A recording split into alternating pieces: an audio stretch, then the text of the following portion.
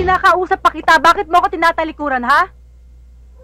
Kagabi, pagkatapos ng gulo, yung nanay ni Celine hinahanap siya. At ikaw hinahanap ka, galit na galit, saan mo raw dinala yung anak niya? Galit pa siya. Dapat nga magpasalamat siya eh, dahil walang nangyari sa anak niya kagabi. Iniligtas ko pa siya sa gulo. Yun na nga mismo eh, gulo. At gulong ikaw mismo at mga kasama mo may kagagawan. Nay, pwede ba?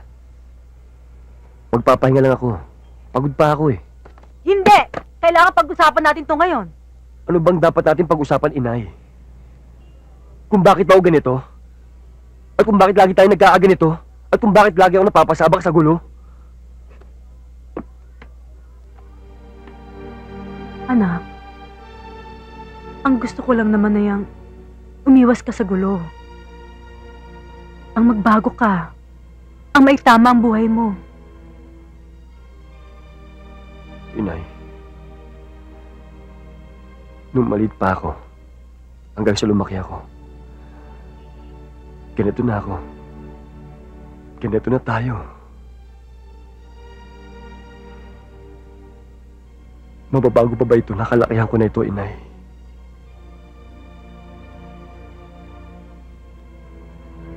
Pasensya na kayo kung pati kayo nadadamay sa mga gulong pinapasukan ko. Pero, inay, hindi niyo malang iniisip na yung mga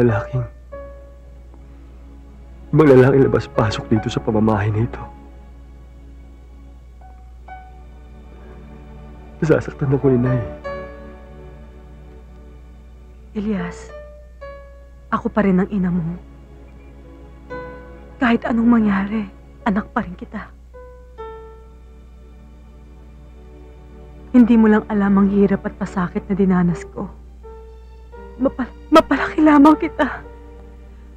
Pairaos lamang kita. Kahit nag-iisa ako. At wala kang nakilalang ama. Matitsempohan din natin ang hayop na kamulo na yan. Kahit gaano kaswerte ang isang unggoy, aabutin din ng malas yan. Pards, sa susunod na yung pagkikita, tinitiyak ko sa'yo, pasasabuhin kong tumbong nun. Asar na ako sa unggoy na yun eh. Ba dapat lang? Siguraduhin mo lang, Elias, na kapag nagkita kayong muli, huwag mo na siyang palalampasin. Dahil hindi titigil yan kapag hindi niya nakuha ang gusto niya. Nagawing bago niyang teritoryo ang balwarte natin para sa operasyon niya. Alam ko naman yun eh. Ang hindi natin alam, kung sino ang bumabackup sa unggoy na yun. Yun na nga. At may duda ko na may bagong among sinisipsipan yan at nagpapakitang gilas ang gagong yan. Sino? Ang ibig mo sabihin may gustong sumunod sa mga racket mo rito? Bossing, may mga bisita ka yata.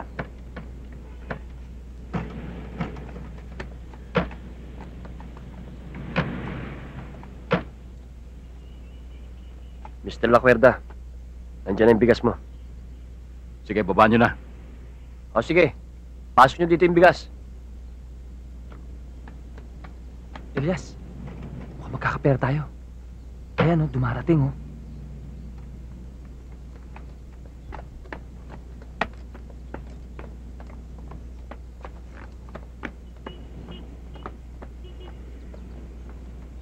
Sumunod kayo sa akin.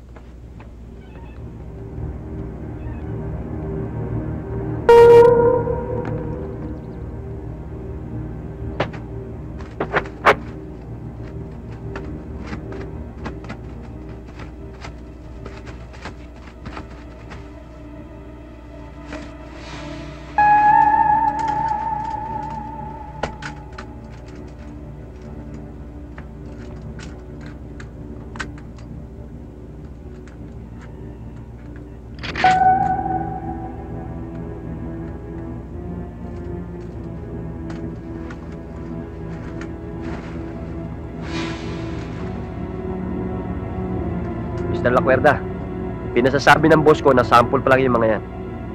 Kapag nagustuhan mo, yun lang namin dadalhin. Sa rice mill nyo sa Batangas. Okay. Sabihin mo sa kanya, kapag ayos ang mga ito, o-order pa ako ng marami. Paano ho?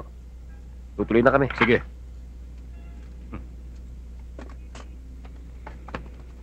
Kaya ako kinuha ang grupo mo para burayin ang mga bata ni Evilio. Pero ikaw pa nagulpe. Boss, hindi ko akalain maraming pala sila. At kung hindi dumatay ang mga pulis na yon, yari lahat sa akin ng mga yon. Tumigil ka! Basta gawin mo ang pinagagawa ko sa'yo. Boss, Kumusta na yung pinalakad ko sa inyo? ayos na boss. Susubukan nila yung mga baril. Kapag okay, kukuha sila ng marami. O sige na. Hoy, Kamlon. Saka na tayo mag-usap, ha? Ayusin mo yung pinatatrabaho ko sa'yo.